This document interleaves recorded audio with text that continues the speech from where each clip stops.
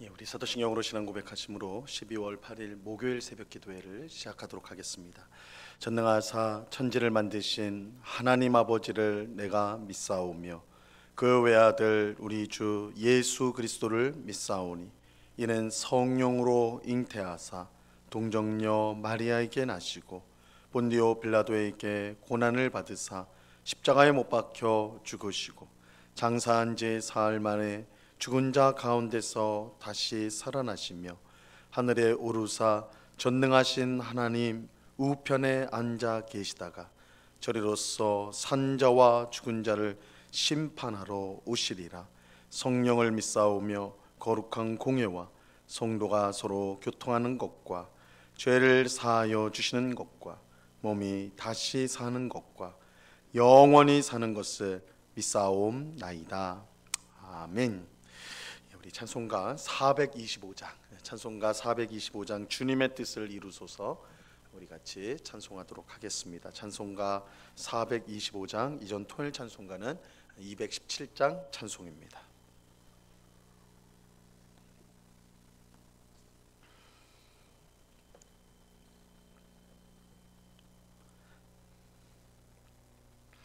찬송가 425장을 같이 찬송하도록 합니다. 주님의 뜻을 이루소서. 고요한 중에 기다리니 진흙과 같은 날 빚으사 주님의 영상 만드소서. 주님의 뜻을 이루소서. 주님 발 앞에 엎드리니 나의 맘속을 살피시사 눈보다 이게 하옵소서. 주님의 뜻을 이루소서. 병들어 몸이 피곤할 때 권능의 손을 내게 펴사 강건케 하여 주옵소서. 주님의 뜻을 이루소서. 온전히 나를 주장하사 주님과 함께 동행함을 만민이 알게 하옵소서.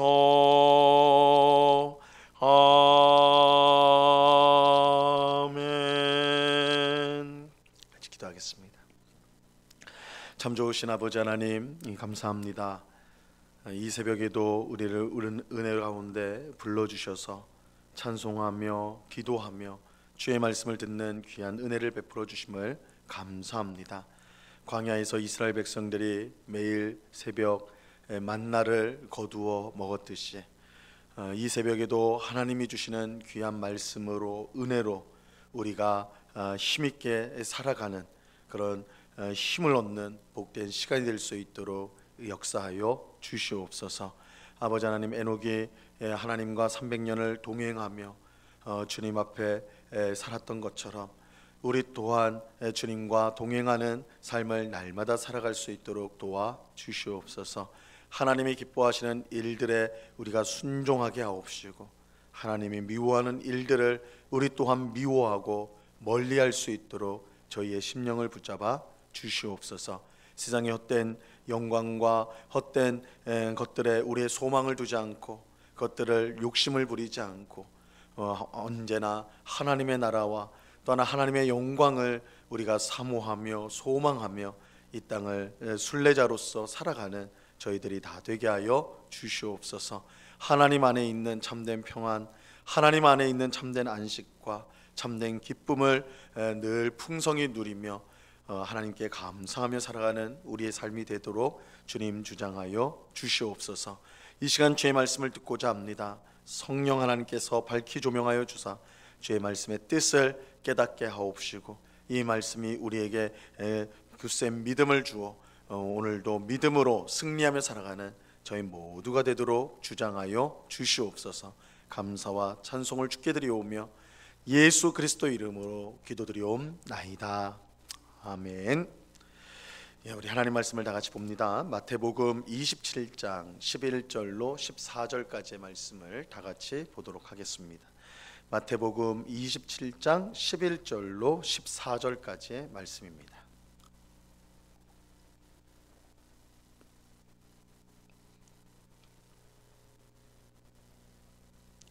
마태복음 27장 11절로 14절까지의 말씀을 우리가 한 목소리로 다 같이 읽겠습니다. 같이 읽습니다. 시작. 예수께서 총독 앞에 섰음에 총독이 물어 이르되 내가 유대인의 왕이냐? 예수께서 대답하시되 내 말이 옳도다 하시고, 대제사장들과 장로들에게 고발을 당하되 아무 대답도 아니하시는지라. 이에 빌라도가 이르되 그들이 너를 쳐서 얼마나 많은 것으로 증언하는지 듣지 못하느냐 하되 한마디도 대답하지 아니하시니 총독이 크게 놀라워하더라. 아멘. 이스라엘의 최고 재판소인 산헤드린은 예수님을 신성 모독의 죄로 사형을 선고하고 그를 로마 총독 빌라도에게 넘겼습니다. 이 산헤드린이 직접 예수님을 처형하지 않은 것은 당시 이스라엘을 다스렸던 로마 제국이 사형을 실행할 권한을 주지 않았기 때문이고, 더 중요하게는 예수님의 처형 책임을 로마에 떠넘기고 싶었기 때문입니다. 산헤드린은 유대의 종교 지도자들로 이제 구성되어져 있는 최고의 기관이거든요. 그래서 이 산헤드린은 자기 손에 피를 묻히지 않고 예수님을 제거하기 원했던 것입니다. 이것은 당시 종교 지도자들이 얼마나 흉악한 모습을 갖고 흉악했는가, 그것을 잘 보여준다고 할 수가 있죠. 예수님은 로마 총독 빌라도 앞에 끌려와 재판을 받게 됩니다. 오늘 본문은 빌라도 앞에 와서 재판을 받는 예수님의 모습을 보여주고 있어요. 빌라도는 예수님에게 내가 유대인의 왕이냐 이렇게 물었습니다. 11절 말씀을 보세요. 예수께서 총독 앞에 섰음에 총독이 물어 이르되 내가 유대인의 왕이냐? 예수께서 대답하시되 내 말이 옳도다 하시고, 내가 유대인의 왕이냐는 빌라도의 질문에 예수님은 내가 옳도다, 너가 말한 그대로 내가 유대인의 왕이다 이렇게 밝히셨습니다. 빌라도가 예수님께 내가 유대인의 왕이냐 이렇게 물은 것은 의미가 있습니다. 이 유대인의 왕은 단순히 유대 땅을 다스리는 왕이 아닌 유대인의 왕이라고 그렇게 말하고 있잖아요. 그래서 유대라는 지역을 말하지 않고 유대인을 말함으로써 이 유대인은 하나님의 백성을 뜻하는 것입니다. 그래서 유대인의 왕이냐, 내가 하나님 나라의 너가 하나님 백성의 왕이냐 이렇게 물은 것이라 할 수 있어요. 예수님이 탄생했을 때 동방으로부터 온 박사들이 예루살렘에 와서는요 유대 왕을 찾은 것이 아니라 유대인의 왕을 찾았습니다. 이 당시 유대 왕은 헤롯이었습니다. 만약 이 동방 박사들이 유대 왕을 찾는 것이었다면 헤롯이 사는 이 궁전으로 갔어야 했을 것입니다. 하지만 그들은 유대 왕이 아닌 유대인의 왕, 하나님 백성을 다스리는 왕으로 태어난 아이를 찾았습니다. 이런 점에서 빌라도가 예수님께 내가 유대인의 왕이냐 물은 것은 내가 하나님 백성을 다스리는 왕이냐 이것을 물은 것입니다. 하나님의 백성을 다스리는 왕 그리스도냐 이것을 물은 것이죠. 예수님은 재판을 받을 때 줄곧 침묵하셨지만 자기의 정체를 묻는 질문에는 분명하게 대답을 하셨습니다. 이 산헤드린에서 수많은 거짓 증인들이 예수님을 공격하였지만 예수님은 침묵하셨어요. 아무 말도 하지 않으셨어요. 하지만 대제사장이 내가 하나님의 아들 그리스도냐라고 물을 때 예수님은 그렇다라고 명확하게 대답하셨죠. 이 오늘 본문에서도 예수님은 내가 유대인의 왕이냐라는 이 빌라도의 질문에 그렇다라고 너가 말한 그대로라고 그렇게 분명하게 말씀하십니다. 예수님은 재판을 받을 때 자기를 공격하는 것에 대해서는 침묵하셨고 이 본인의 정체를 묻는 질문에는 당당히 대답을 하셨습니다. 이것은 예수님께서 하나님의 아들 그리스도로서 고난당한다는 사실을 분명히 보여주는 것입니다. 예수님은 죄가 있어서 고난받는 것이 아니었어요. 예수님이 죄가 있어서 재판을 받는 것이 아니었습니다. 그는 아무 죄가 없을 뿐만 아니라 하나님의 아들이고 그리스도였습니다. 그런 그가 고난을 받는 것은 이것이 하나님의 구원 계획을 이루는 일이었기 때문입니다. 예수님은 하나님의 구원 계획을 이루기 위해 기꺼이 고난을 받으셨죠. 하지만 예수님을 재판하는 빌라도는 예수님의 침묵을 이해할 수가 없었습니다. 대제사장들과 장로들이 고발하는데도 침묵하시는 예수님을 빌라도는 놀랍게 여겨요. 오늘 보면 12절에서 14절까지 말씀 보세요. 대제사장들과 장로들에게 고발을 당하되 아무 대답도 아니하시는지라. 이에 빌라도가 이르되 그들이 너를 쳐서 얼마나 많은 것으로 증언하는지 듣지 못하느냐 하되 한마디도 대답하지 아니하시니 총독이 크게 놀라워하더라. 이 빌라도가 침묵하는 예수님을 보면 크게 놀란 것은 예수님이 보인 태도가 보통 사람과는 완전히 달랐기 때문입니다. 이 재판을 받는 대부분의 사람은 자신의 무죄를 증명하기 위해서 모든 노력을 다합니다. 혹 거짓 증거로 자기를 치는 증인이 있다면 그 증인의 말이 틀렸다는 것을 증명하려고 애쓰지요. 이 자기의 억울함과 결백을 증명하기 위해 모든 노력을 다하는 것이 보통의 경우입니다. 이 총독 빌라도는 법정에서 이런 모습에 익숙해 있었기 때문에 자신을 공격하는 사람들의 그 공격에 침묵하시는 이 예수님의 모습에서 완전히 다른 것을 보게 된 것이죠. 예수님은 자기를 공격하는 것에 대해 철저히 침묵하셨습니다. 그들의 말이 틀렸다거나 자신이 억울하다는 말을 전혀 하지 않으셨어요. 예수님은 자신을 향한 모든 공격을 그대로 받으셨습니다. 마치 모든 죄를 인정하는 것처럼 침묵하셨습니다. 하지만 예외가 있었어요. 예수님의 정체를 물어보는 질문에는 침묵하지 않고 똑똑히 대답하셨습니다. 내가 유대인의 왕이냐, 내가 하나님 백성의 왕이냐라고 물을 때 예수님은 너가 말하였다, 그렇다 이렇게 말씀하시죠. 사실 예수님 자신의 정체를 드러내는 것은 이 재판에서는 하등 도움이 되지 않습니다.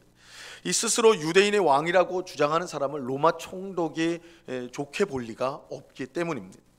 하지만 예수님은 자신의 유불리를 따져가면서 말씀하지 않았어요. 자기를 향한 공격에는 철저히 침묵하셨고 자기에게 불리한 질문에는 손해가 될 것이 분명함에도 진리를 따라 대답하셨습니다. 빌라도는 법정에서 예수님처럼 행동한 사람을 한 번도 본 적이 없었기 때문에 오늘 본문에 말씀하는 것처럼 크게 놀랐던 것입니다.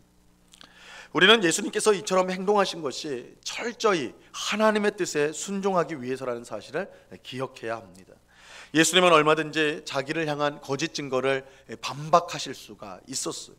예수님은 아무 죄를 짓지 않았기 때문에 자신의 결백을 분명하게 말할 수가 있었습니다. 또 유대인의 왕이냐는 질문에 빌라도의 환심을 사기 위해서 침묵할 수 있었습니다. 하지만 예수님은 정반대로 행동을 하셨죠. 그러니까 억울하게 하는 것에 대해서는 침묵하셨고 또 말을 하면 불리한 것에 대해서는 오히려 당당하게 말씀을 하셨어요. 정반대로 행동을 하셨어요. 예수님이 그렇게 한 것은 하나님의 아들 그리스도로서 고난을 받는 것이 하나님의 뜻이기 때문입니다. 예수님은 하나님의 뜻에 순종하기 위해 기꺼이 억울한 일을 당하셨습니다. 예수님은 하나님의 뜻에 순종하기 위해서 기꺼이 희생하셨고 또한 손해를 보셨습니다. 예수님은 자기의 결백과 자존심, 이익보다 하나님의 뜻을 앞세우셨습니다. 하나님의 뜻을 위해서라면 자신의 모든 것을 희생하셨던 것입니다. 이것이야말로 예수님이 가신 십자가의 길이라고 말할 수가 있습니다. 예수님의 십자가 죽음은 그저 손과 발이 십자가에 못 박히는 그런 정도가 아닙니다. 예수님은 자신의 결백과 자존심과 이익과 그의 모든 것을 십자가에 못 박았습니다. 예수님이 그렇게 하신 것은 이것이 하나님의 뜻을 이루는 일이기 때문입니다. 하나님의 뜻을 이루는 것이 가장 복되다라는 것을 믿었기 때문에 예수님은 자신의 모든 것을 내려놓게 된 것입니다. 예수님은 자신이 가신 이 십자가의 길을 그를 믿는 우리에게도, 우리 성도에게도 똑같이 따라오라고 말씀하십니다. 이 마태복음 16장 24절과 25절에 보면요, 예수님이 이렇게 말씀하셨어요. 이에 예수께서 제자들에게 이르시되 누구든지 나를 따라오려거든 자기를 부인하고 자기의 십자가를 지고 나를 따를 것이니라. 누구든지 제 목숨을 구원하고자 하면 잃을 것이요 누구든지 나를 위하여 제 목숨을 잃으면 찾으리라. 예수님을 따르는 것은 자기를 부인하고 자기 십자가를 지는 것입니다. 여기서 자기를 부인하고 자기 십자가를 진다는 것은 하나님의 뜻에 순종하기 위해 자신의 모든 것을 기꺼이 포기하고 내려놓는 것을 뜻하는 것입니다. 이것이 예수님이 가신 십자가의 길이고 우리 성도가 가야 될 믿음의 길입니다. 중요한 사실은 이처럼 하나님의 뜻을 위해 우리의 모든 것을 내려놓을 때 오히려 우리는 모든 것을 얻게 된다는 것입니다. 예수님은 누구든지 자신의 목숨을 구원하고자 하면 잃을 것이요 나를 위하여 자기 목숨을 잃으면 그 목숨을 찾게 될 것이라고 말씀하셨습니다. 우리가 모든 것을 얻는 방법은 하나님의 뜻을 위해 모든 것을 내려놓는 것입니다. 이게 이제 신앙의 역설이라고 할 수 있는 것이죠. 우리가 하나님을 위해 우리의 것을 포기하고 우리의 것을 내려놓을 때 그것이 손해가 아니라 오히려 모든 것을 얻는 방법이 된다. 이게 이제 신앙의 역설이라고 할 수가 있는 것이죠. 우리가 모든 것을 얻는 방법은 하나님의 뜻을 위해 모든 것을 내려놓는 것입니다. 하나님의 뜻을 위해 내려놓고 버릴 때 하나님은 모든 것을 우리에게 주십니다. 이것이야말로 참된 영광과 승리를 얻는 법인 것입니다. 오늘 기도하는 우리는 예수님이 가신 십자가의 길을 씩씩하게 걸어갈 수 있기를 바랍니다. 하나님의 뜻에 순종하기 위해 기꺼이 나의 모든 것을 내려놓을 수 있기를 바라요. 그럴 때 우리는 모든 것을 얻는 은혜와 영광과 승리를 경험하게 될 것입니다. 예수님의 십자가 죽음이 부활의 영광을 가져왔듯이 우리 꼭 기억해야 될 것은 예수님의 부활의 영광, 예수님이 얻으신 이 부활의 영광은 반드시 십자가 죽음을 거쳐야 했다라는 것입니다. 십자가 죽음 후에 부활의 영광이 주어졌습니다. 그렇듯이 주님을 위해 내려놓는 사람이 모든 것을 얻게 될 것입니다. 하나님의 뜻에 순종함으로 이 은혜를 누리는, 하나님을 위하여 나의 것을 내려놓음으로 오히려 하나님이 모든 것을 더하시는 그 은혜를 누리며 살아가는 오늘 우리 모두가 될 수 있기를 우리 주님의 이름으로 간절히 축원합니다. 기도하겠습니다. 하나님 아버지, 감사합니다. 주님, 오늘 예수님은 빌라도 앞에서 자신을 공격하는 모든 공격에 침묵하셨지만 내가 유대인의 왕이냐 하나님 백성의 왕이냐 정체를 묻는 질문에는 그 답이 불리함에도 불구하고 그렇다라고 명확하게 대답하셨습니다. 예수님은 억울한 일을 당하셨습니다. 죄를 짓지 않고도 죄인이라 사형 판결을 받아야 된다, 이런 누명을 쓰셨습니다. 그럼에도 불구하고 예수님은 개의치 않고 그 길을 묵묵히 걸어가셨습니다. 그것이 하나님의 뜻을 이루는 길이기 때문입니다. 주님은 자신의 억울함, 자신의 결백, 자신의 자존심, 자신의 이익보다 하나님의 뜻을 더 중요하게 생각하시고 그 뜻을 이루려고 순종하셨습니다. 주님, 우리는 얼마나 많은 경우 억울한 일을 당할 때 분해하고 또한 조금의 손해라도 보지 않기 위해서 그렇게 노심초사하며 그렇게 살아가는 우리가 아닌지요. 우리의 인생에 무엇이 중요한지 분명히 알도록 은혜를 베풀어 주옵소서. 하나님의 뜻에 순종하는 것이야말로 손해보고 희생하는 것이 아니라 오히려 모든 것을 얻는 유일한 방법이라는 것을 깨닫고 주님을 위해 기꺼이 포기하고 내려놓을 줄 아는 저희가 되게 하여 주시옵소서. 내려놓을 때, 포기할 때 우리는 오히려 하나님의 뜻을 이루게 되고 하나님의 뜻대로 더 사랑하게 되고 마음의 분노를 버릴 수 있게 되고 원수를 또한 원수조차도 품게 되는 그런 귀한 은혜가 임할 줄로 믿습니다. 주님, 우리에게 우리가 붙잡고 있는 것, 우리가 끝까지 잡고자 하는 것들 주님의 뜻 앞에서 다 내려놓고 주님의 뜻을 순종하고 쫓아감으로 주님이 주시는 승리와 영광을 얻는 복된 삶을 살아갈 수 있도록 주님 주장하여 주시옵소서. 아버지 하나님, 오늘도 귀하고 복된 날을 주심을 감사합니다. 하나님의 뜻대로 순종하며 살아가는 오늘 하루가 되게 하옵시고, 특별히 이번 주 토요일에는 우리 새가족 환영회를 가지게 됩니다. 아버지 하나님, 우리 교회에 등록한 우리 새가족들과 함께 교제하며 또한 식사하며 하나님이 주신 귀한 은혜를 누리는, 그래서 더욱더 가까워지고 더욱더 하나가 되어지는 복된 시간이 될 수 있도록 은혜와 긍휼로 함께하여 주시옵소서. 이 시간 여러 가지 기도의 제목들로 기도하는 주의 백성들 한 사람 한 사람 붙들어 주시고 우리의 기도에 신실하게 응답하시는 주님, 우리는 참으로 보잘것없고 연약하고 못난 자들이지만 그런 우리를 사랑하시는 하나님이신 줄 믿고 우리의 하늘 아버지 앞에 모든 것을 아뢰는 복된 기도의 시간이 될 수 있도록 인도하여 주시옵소서. 이 새벽에 우리를 도우시고 응답해 주시고 함께하여 주시는 주님께 감사와 찬송을 올려드리오며 예수 그리스도의 이름으로 기도드리옵나이다. 아멘. 하늘에 계신 우리 아버지여, 이름이 거룩히 여김을 받으시오며 나라에 임하옵시며 뜻이 하늘에서 이룬 것 같이 땅에서도 이루어지이다. 오늘날 우리에게 일용할 양식을 주옵시고 우리가 우리에게 죄 지은 자를 사하여 준 것 같이 우리 죄를 사하여 주옵시고 우리를 시험에 들게 하지 마옵시고 다만 악에서 구하옵소서. 대개 나라와 권세와 영광이 아버지께 영원히 있사옵나이다. 아멘.